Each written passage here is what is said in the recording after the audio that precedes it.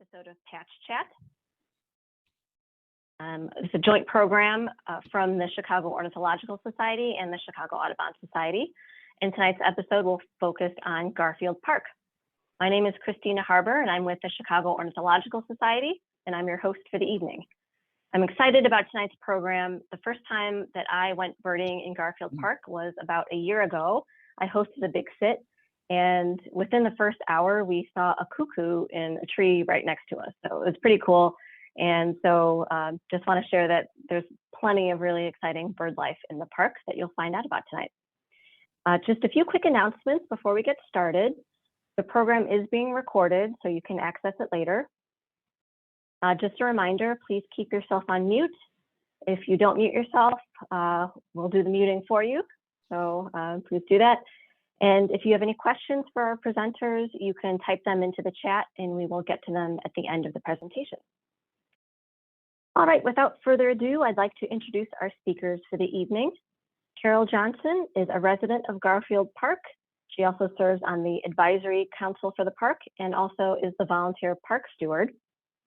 She also runs the nonprofit Westside Cultural Alliance, and she also organizes the 1865 Festival in celebration of Juneteenth.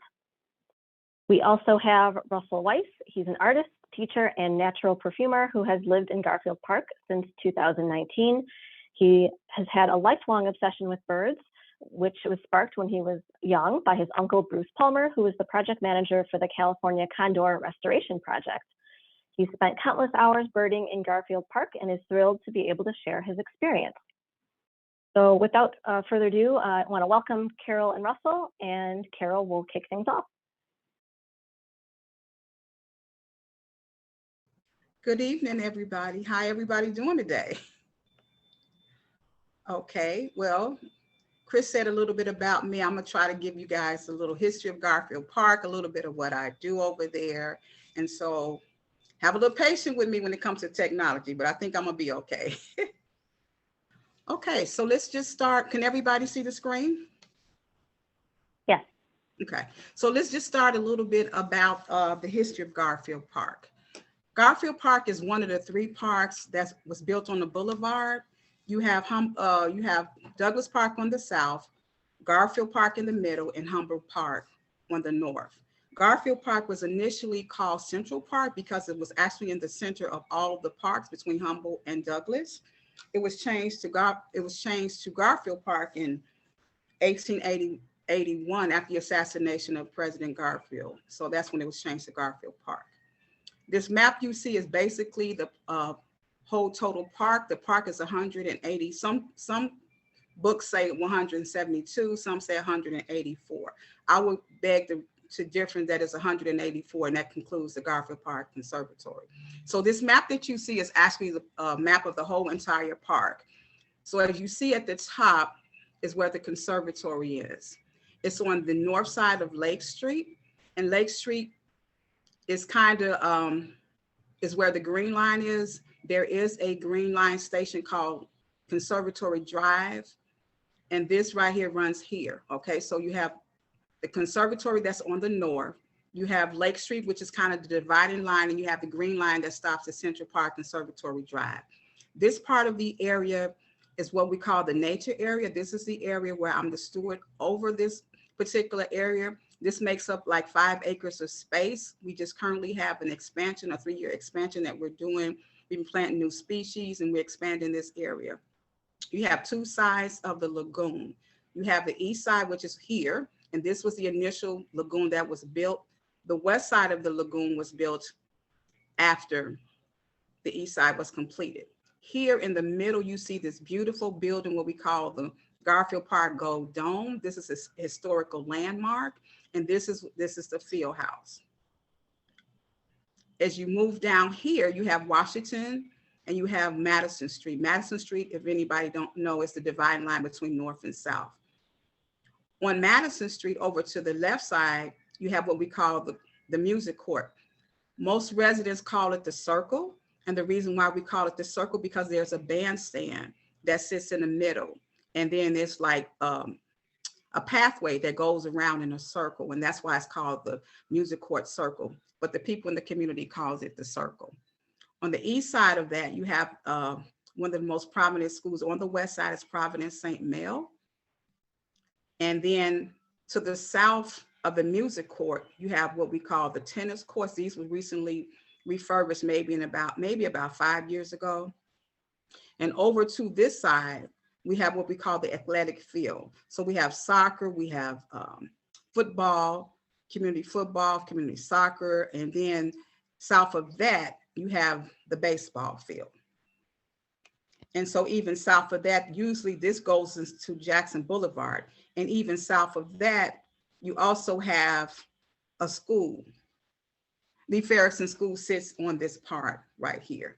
And so this total park makes up 182 acres of land. Okay. Now, as far as birding, of course you would be, this is the lagoon where you would be in this area right here. So Russell's going to talk a little bit more about the birding piece. A lot of people say they find more birds on the west side, which is here. But if you go, depending on what day and what time, you maybe can find some interesting species on this side as well. So this basically is Garfield Park. Our beautiful park is a gem on the west side. A lot of people don't know how beautiful it is, but I would encourage you to just come and ride by it. We currently have, with the expansion, we also have $12 million that's just recently has gone into Garfield Park. So we're getting a big upgrade. We're getting an upgrade of the nature area as well as the bandstand. That's going to be upgraded as well. As of last week, we just got new pavements through the whole entire park, and that was a 3-year project that just finished out. So we got a lot of stuff going on in Garfield Park, and we actually are working to restore the park. This part here is what we call Strager Drive. This sometimes could be a little bit busy because a lot of times you have people that kind of hang out on this part of the park. Also on this part of the park, right here in this spot, we just got a new basketball court that was upgraded. What was the old basketball court, but it got upgraded. And we had money that was donated to the court by Jabari Parker and his father. And they donated that court and they rolled it out, and it was done. The artwork on it is really beautiful. It was done by a local resident, a local African-American artist. She redesigned the court, and it looks really, really good over there. So that's pretty much the whole park. This part right here is what I usually volunteer for. It's our stewardship program. And this is one of the pictures that we took this year. We rolled out a project, and we had a lot of residents that came for the project. It was called the Talking Tree program. So I'm the lead volunteer steward at the park when it comes to the nature area. This is something new to me, so I'll just give you a little history about it. Garfield Park Stewardship Program was established in 2018. It's a volunteer organization committed to learning about the park's plants and wildlife and doing the work to maintain them. The program is a collaboration between the Chicago Park District, the Nature Conservatory, and the Volunteer Park Steward. It is led by myself, Ms. Carol Johnson, and I was the first African-American volunteer steward that we know of. The program has grown from 2 members, because initially when they first started the stewardship program, it was just the president and a safety person that was just over there just kind of pulling weeds, picking up trash. They didn't even know it was a stewardship program. So they asked me to come in and volunteer to help. And they was like, well, we need a steward. And I'm like, okay, I'll be the steward. Had no idea what I was raising my hand for. But anyway, from that, the program has grown from 2 members of the Garfield Park Advisory Council under the direction of Chicago Park District staff to remove invasive species around the East Lagoon to a multi-generational group of volunteers committed to maintaining the entire plants and wildlife in Garfield Park. Some of the activities that we've incepted since 2019 has helped community residents and park patrons connect and learn about nature. Some of the programs, activities, and accomplishments we've done include: we now have stewardship work days, we do nature walks, we clean up, we did a docent training program. We also rolled out a tree guide, And we also rolled out our project this past week. We finished our Talking Tree project and we added this AutoCast app to it. We also have one of our big work days is always Earth Days. Stewardship work days, nature walks, and cleanup. The main activities of the stewardship program involves coordinating work days, nature walks, and cleanups by volunteers. A stewardship work day can entail planting, removal of invasive species, or identifying areas of certain that require Chicago Park District attention. One of the things and one of the challenges that we have had in Garfield Park since I've been a steward and since I've been on the advisory council is that we have a lot of transit people that get off the Green Line at Central Park and the Conservatory Drive. There's a place over there where they buy drugs. And what happens is that they'll buy their drugs and then they'll come into the park, which is most part of the nature areas, and they shoot their drugs and they leave their needles on the ground. And we have been advocating for the last 3 or 4 years just to get dispensaries over there in that particular area, because it's not a safe place for people to just even, you can walk through there, but it's not a safe place for children to play, or even a safe place if you have, because you see needles laying around and sometimes they're contaminated. And we're just looking for some bins where they can put them in. And I've done walks and I've asked people, even some of the guys that, the people that do the drugs, if you had bins out here, would you use them? And they say, certainly we will use them and stuff. So that's one of the things that we've been advocating for, is to get those dispensaries over there so we can have them put those in there. Also, the program encourages participants in work days and nature walks to collect and dispose of any litter they encounter. Another thing that we've been doing, and we've had a problem with, and it's getting better, a lot of times people use Garfield Park to just throw trash in, right? Because they feel like a lot of times that we don't care about our park. We find out most of the people that litter and most of the people that do things in the parks are residents or people that don't live there. So we've been kind of on the park district to step up their game as far as cleaning up the trash. And they have been doing that this year because we've been advocating and we've been going to them. We also have a police car now that's stationed inside the park between Tuesday and Saturday from 6 p.m. until 4 in the morning. And that was put in place because a lot of the residents across the street were complaining that a lot of people were hanging out on Strager Drive, and it had become a problem because people across the street, they were out there to 3 or 4 o'clock in the morning. They were on Lake Street.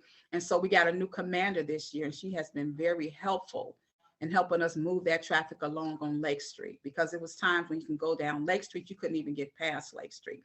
And so that's another improvement that we're excited about, because she's moving some of that traffic out of there. The Garfield Park Stewardship Program successfully and safely continues to schedule these activities during the pandemic. A lot of times during the pandemic, a lot of the Garfield, the PACs closed down, but we continue to do our PAC meetings online. During the 22, the program coordinated the following volunteer activities. We did a lot of volunteering, we did a lot of work days, we did a lot of cleanups, and we did a lot of nature walks. One of the things that we're proud of is the docent training that we did back in 2021. What we did is we hired 3 community members to participate in a 6-week stipend program, which required them to learn how to do nature walks, right? They also had to identify native species that inhabit the park. They also needed to learn the history of Garfield Park. And one of the things that they did is they interviewed 3 community residents, meaning that these residents have been in the community for a long time. They recorded them and they collected their stories, and then we later put them on AutoCast. And one of the requirements was also that they led a minimum of 4 community engagement walks, which they did. And we were really excited about that because we was intentional on making sure that we hired people from the community, and we did get people from the community, and they're still with us now. Another thing we've done, we rolled out the Garfield Park Tree Guide. And a Garfield Park Tree Guide is a vehicle used to identify numerous trees located on the west side of the lagoon in the nature area. It's about 50 trees that we identified. We put like little numbers and stickers up there, and it's attached to a tag. You can pull it up in Google Maps, and you also can do a virtual tour on Google Maps, but you also can get a actual map. We have it posted in front of the dome, and you can pull it up and you can do that walk on the west side and identify those trees. And that's, we find sometimes it's very calming. That's why we started the nature walks, because we found that it was a de-stressor for a lot of people. Sometimes if they take a walk through the park, it kind of de-stresses them. And this is the last thing that happened, and this just happened last week. We have this app called AutoCast. What we did is we identified these three legacy residents. We had them tell their stories, and we put it on an app called AutoCast. And if you download AutoCast and you pull up Garfield Park, you'll hear the stories of the legacy residents.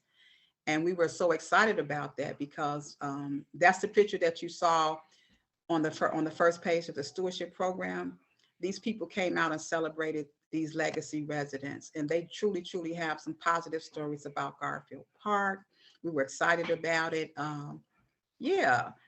And they took personal photos. And if you go to the park, there's 3 trees that they identified. I think it's tree number 1, tree number 13, and tree number 13. I don't know exactly what type of tree it is, but you will see their photo.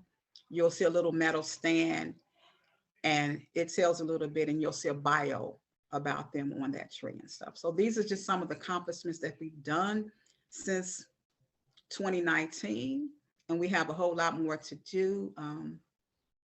Yeah, and I just want to thank you guys for listening. We look forward to you volunteering at Garfield Park in the spring of 2023. And that's pretty much my story. All right, thank you so much, Carol. You're welcome. All right, we'll get to questions at the end. If you have any questions for Carol, go ahead and type those into the chat. Next up, we'll have Russell. And now that we know the lay of the land in Garfield Park, Russell's going to share a little bit more about the birds. Hello. I am very happy to be able to present to you about this today. I moved to Garfield Park in May of 2019, and in 2020, I found myself, having a lot of extra time, and so I spent quite a bit of time in Garfield Park. I feel like Garfield Park was like my best pandemic friend. So I was thrilled when Christina emailed me and asked me to present on birding in the park, because I have spent quite a bit of time doing that. So I'm happy to walk you through some of my experience there. Let's share my screen here. Great. Okay. So you can all see this, yes? Fantastic. So birding in Garfield Park. There is the Golden Dome that Carol was talking about. It's a really beautiful building with really beautiful relief sculptures on the front. Definitely a thing to see when you're in the neighborhood. So here's the map. I cut off the conservatory here, which Carol said, but that's part of the park, and I agree. But when I'm birding, I mostly stick to this loop around the lagoons. And so I'm going to talk about although I do go here south, I do go to these other sections south, but you can see an incredible array of birds, especially during the spring migration season, on this loop. And so on the right side, that's going to be the eastern loop, or the eastern lagoon. And then on the left side here, that's the West Lagoon. So that's how I'm going to talk about it. Here's another picture of the park. This is the East Lagoon and the bridge. This is what's his name? Jensen? Is it Jens? Yeah. This is a Jensen designed park. It's really, really spectacular. Yeah. And it's has some really cool natural stuff. I went through the last few years of pictures of pictures I had taken in the park. So here's a couple of them. This is a honey locust tree. Carol was talking about the tree guide. This is on the west side of the park. And usually honey locust trees in the city, they don't have these thorns. they were kind of bred out, but this tree does, and it looks really metal. Here is a wild blue iris flower from the east side of the lagoon. And these are, and what I'm really excited about is one of the improvements that they're doing to the park, and that, you know, Carol has been an integral part of, is radically increasing the natural space, the space where there's prairie space and where they're growing native plants. And so that, I feel like, is really going to increase the amount of insects that are available for the birds. So that's only going to help. And there's large sections of the park that were grass that are now fenced off, and where they've started rewilding it, which is really exciting. There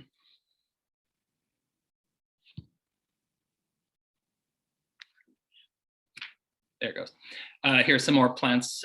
These are, you can, if you look really closely, there's some wasps flying around. This is goldenrod and some other plants that are around the lagoon. This is something you'd find in fall that it attracts like a great number of pollinators.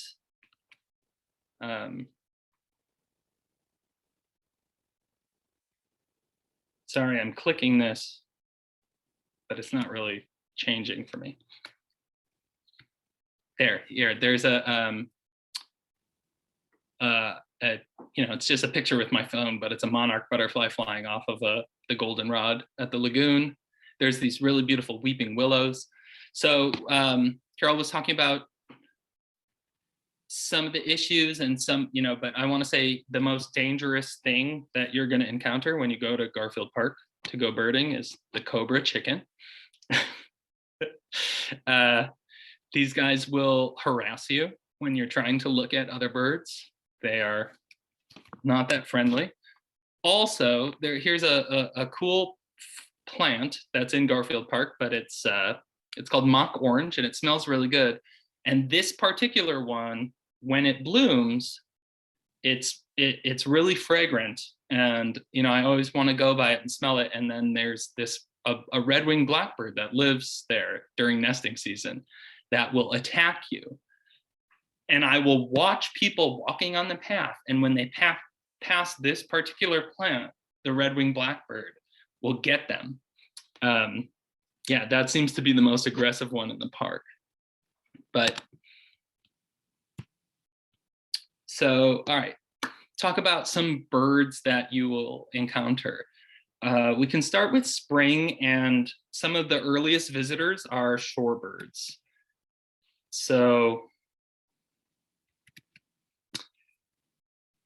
these are some pictures I took in the park. I'm not a photographer, so some of these are going to be phone pictures. A couple I took with my camera, my DSLR, but you know, I don't have the equipment that you would need to take real bird photography. But this is a black-crowned night heron. When you go to the park, I mean, these are kind of year-round, but especially in spring, you will encounter cormorants. There generally is a family of great blue herons there. There's black-crowned night herons. There's green herons. And this is like, so if you're walking around that loop, what a typical day, not even like special birds, a typical day in terms of shorebirds, you will see cormorants, those 3 different herons, American coots, you might see a kingfisher, wood duck, high-billed grebe in the spring. There's also solitary and spotted sandpipers that hang around the lagoon. And that's just like you know, you might not even have binoculars kind of day, right? You're just kind of taking a stroll. Other birds that I've seen, oh, here's some images of great blue herons from the park. That one on the left, I was like staying away, far enough away, but trying to chase this heron around because I don't have a really long lens to get a good shot of it. And that was the best. Yeah, I like that image. But So here are some of the cool, like really cool, especially like April birds that I've seen. Shorebirds, a hooded merganser, a common snipe, which is, have a really long bill, and they'll kind of, when you won't necessarily see them until you walk up and you spook them, and they fly up and they kind of go up in this zigzag.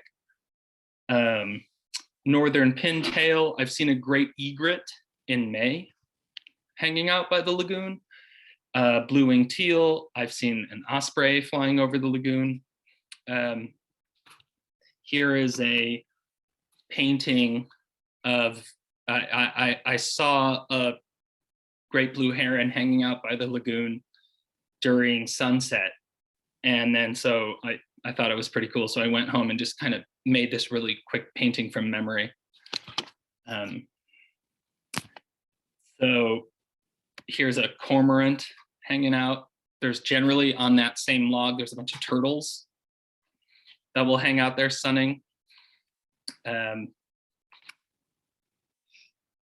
Here is the coolest picture. This is a phone picture that I've taken in Garfield Park of a bird. This is a phone picture. So this is a juvenile red-tailed hawk.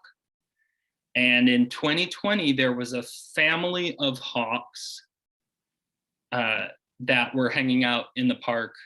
And I watched the juvenile hawks kind of grow up. And this one, on this day, I was running through the park and I happened to see it, and it was trying to catch a squirrel, and it really didn't know, what it was doing, right? Because juvenile birds, they get fed by their parents, and then suddenly they have to kind of figure it out themselves. And so they're like, kind of chase the squirrel around, and it could get it. And it's like, well, why aren't you just going into my mouth? It's really interesting watching it kind of try and fail, but they weren't really scared of me. So they kind of let me come up pretty close enough to get a phone picture like that, which is pretty rad. Okay, so what are some other amazing birds you can see in the park? These, again, are just phone pictures, but you see that is a scarlet tanager. That's more of a late May visitor. This is a prothonotary warbler. In terms of songbirds that you can see in during those couple weeks of peak migration season, you can see an incredible array of warblers. I mean, I could like scan through my book here and just list off all of the different, I would be saying a lot more warblers than I would be leaving out. Like I've seen black and white, black-throated blue, black-throated green, Blackburnian, chestnut-sided, bay-breasted, Cape May. Obviously, there's the yellow rumps. Those come really early in spring. Blackpoll. The list goes on. Probably the coolest bird I saw there, here's him, was during 2020 when everything was shut down, and so the lawns weren't being mowed. And this is why I'm so excited about the new nature areas with the natural plantings, is when the lawns were not being mowed for some time and the grass got really high and the insects multiplied, we were getting a lot of great flycatchers. So I still haven't seen that cuckoo that Christina saw, but I saw a great crested flycatcher was hanging out for a while, and I thought that was a pretty cool sight. So here, these are not my pictures, but these are just pictures I found online, but just like some of this I've seen all of these birds in one day, right? An indigo bunting, scarlet tanager, orioles hang out. Those are a little bit later. The Blackburnian warbler are all, you can see this like dizzying array of color in the park. there were some indigo buntings hanging out in the same tree for about a week this past May. And I love their song where they kind of double their song. They go like, they just kind of repeat phrases. There was a mated pair, I think, that was just hanging out every day. I would see them in the same tree. Here is a painting I made of a Blackburnian warbler in 2020, because I saw some really amazing ones there, and I had like a really I got really close to one and it didn't fly away, you know, which is usually something that you experience with golden crown kinglets. You know, those birds are generally not shy, but yeah, I had a close encounter with one, so I decided to come home and paint it. What else? Yeah, so I'd love to answer any questions. Here is my last slide of my dog hanging out in Garfield Park with me while I'm painting. You know, set up a towel and we just hung out and painted. So if anybody has any questions, I am happy to answer them. I will stop sharing my screen. Fantastic. Thank you so much, Russell. Mm-hmm. Those are both really great presentations. We can see all the work that Carol's been putting into the park. It's paying off, and there's going to be some great birds. Okay, so yes, if you have any questions, go ahead and throw those into the chat. Start off with a question, one for each of you. Carol, can you tell us what's the next upgrade that's planned for the natural areas? Okay, so currently we are in a 3-year expansion. So that started in the spring of 2021. So that will go on probably until the spring of 2023. So that's the only upgrade that I have. What has happened since that time, we've had 9 new fishing stations that was put inside on the east and the west side of the lagoon. So that was an upgrade.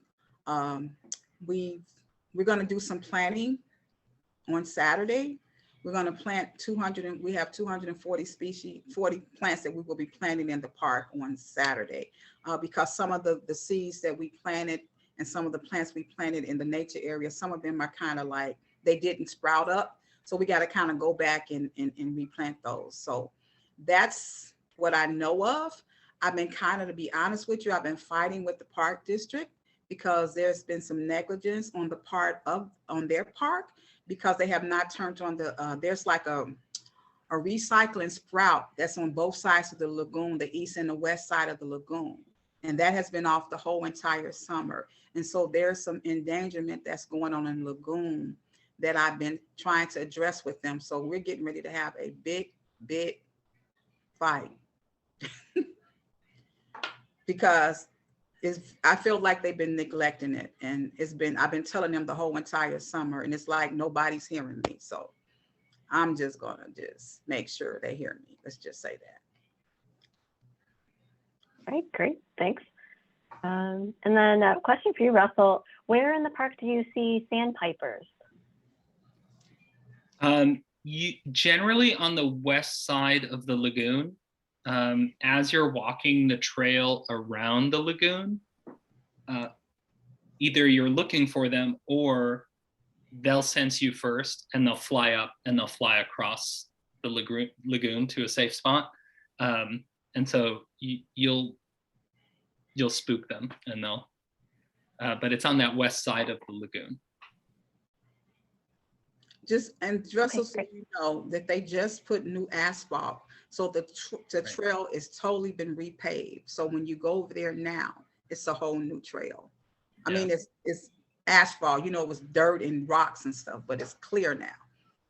I remember because I run through the park quite often, and there were sections of that trail that was just mud whenever it rained or snowed. Yeah. So I'm excited about the asphalt. All right, any other questions from the audience?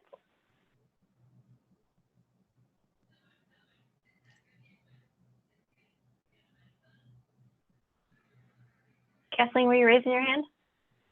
All right, go for it. Carol, how many stewards do you think you have? And how many steward days do you have each week? The norm is about 6 we have, but we've added the nature walks as well. So I think last year we had 9, including the nature walks. And we usually start in April. It's usually from April to October. And we usually do, I would say 6 work days. When I say work days, those are the days that people come in and actually volunteer, that we do some seeding and some weeding. And then we have like Earth Day, we do like family activities and things for the children. We've had the Shed Aquarium out there as well. But we also do the nature walks to just kind of have something to do in the evening times during the summer. So I would say an average of 6 work days and maybe about 3 walks. When you have your work days, how many people come and where do you get them from? Oh, so I kind of have, I guess with me doing a lot in the community, I kind of have a base of people that I use a lot. And so I just kind of bribe my family and my friends sometimes to come out to do work days. And by me being on the advisory council as well, I get the advisory council members to come out and do work days as well. One of the things that I've been working really hard on is actually getting the community engaged and just, you know, starting to do the nature walk so that they can see the positive aspects of Garfield Park and just actually see the nature area. So basically, the walks have just kind of been educating people about, you know, just the positive things in the nature area. Sometimes I go to the library, you know, and I just talk to people and stuff. So I kind of twist my family arm. They have to volunteer. Thank you. You're welcome. Great. Okay, we'll take one from the chat. I see no one's shy anymore. No, we've got lots of questions. One for Russell. What's the most beautiful bird you've seen in Garfield Park?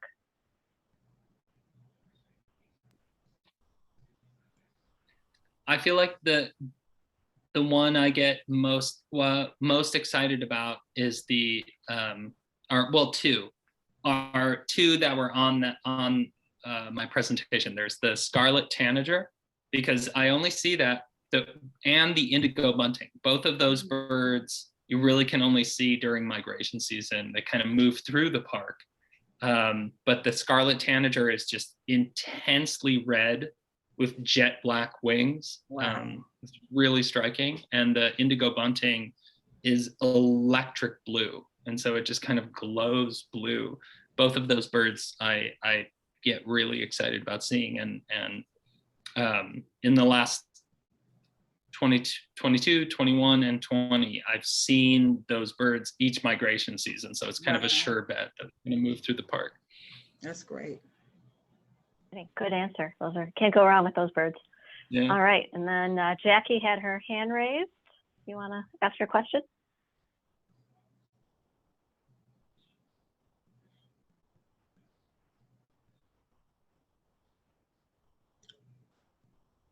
Jackie, you got to come off mute.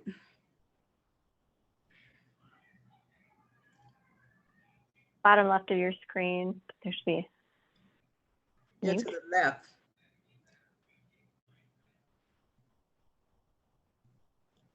Right.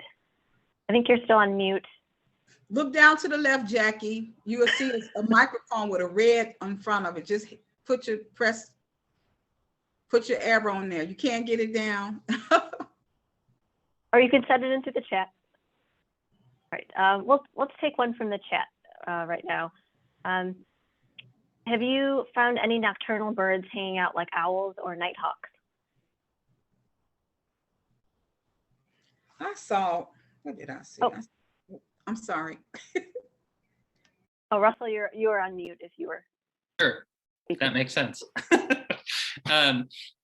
So there's a bunch of nightjars that hang out, late in the summer. But I have not seen any. I was just thinking about that today when I was looking at my eBird list of the park. have not seen any owls in the park. And I think that would be, it'd be really cool. But I think in terms of migration, right, it's a kind of concentrating factor, right? It's a flyover area. You know, birds see a park in a sea of buildings and things. And so there a lot of birds land there during migration. I feel like owls would be less, you know, I don't know how they'd have to really be kind of acclimated to the urban environment to get to Garfield Park. But I used to live, my mother is on the, is in the meeting here. And so I used to live in Jefferson Park with her, and I have heard owls. I heard great horned owl in Jefferson Park, but not in Garfield Park, unfortunately. Okay. All right, let's go back. Let's see if Jackie can unmute. Oh, I lost my picture. Can you hear me? Oh, we can hear you. Okay, well, I don't see the screen anymore, but I just wanted to compliment Carol. What a great presentation. You've given me great ideas. I just finished my first year as park steward at Washington Park, and just a great way of documenting, you know, your activities and the volunteers. You're right, they sometimes they vary. I've had as many as 12 volunteers and as few as 3. So, but we still get things done. And just, I just want to just congratulate you. And Russell, thank you for the great presentation. The same thing at Washington Park.